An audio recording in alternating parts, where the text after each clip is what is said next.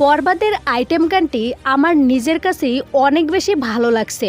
শুটিংয়ের আগে সাকিব ভাই বলছিল ফাটিয়ে দিয়েছিস, তাই বলা যায় এই গান তুফানেরটাকে টপকাবে।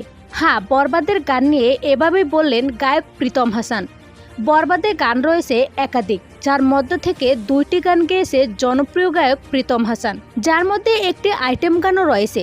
এর আগে শাকিব খানের তুফান সিনেমায় প্রীতমের আইটেম গান গড়েছিল ভিওর রেকর্ড, প্রশংসিত হয়েছিল সারা বিশ্ব থেকে। এর মধ্যে এবার বরবাদেও দেখা যাবে প্রীতমকে কণ্ঠ দিতে, যেখানে শাকিব খানের সাথে এবার পারফর্ম করবেন নুসরাত জাহান। তবে ইতিমধ্যে গানটির মুক্তির কথা পাকাপোক্ত হয়ে গেছে। বরবাদের টিম থেকে জানা যায় আগামী 15 রোজায় আসবে এই গান। অন্যদিকে সম্প্রতি এক ইন্টারভিউতে প্রীতম হাসান বলেন, আবারও আমার সুযোগ হয়েছে বরবাদে গান করার। এবার 2টি গান গেয়েছি, তবে আইটেম গানটি আমার কাছে অনেক বেশি ভালো লাগছে। সাকিব ভাই শুনেও বলছিল আমি ফাটিয়ে দিয়েছি।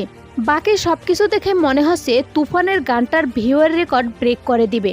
সো ভিউয়ার্স, আপনার কি মনে হয় তুফানের গানটাকে টপকাতে পারবে? জানিয়ে দিন কমেন্ট করে।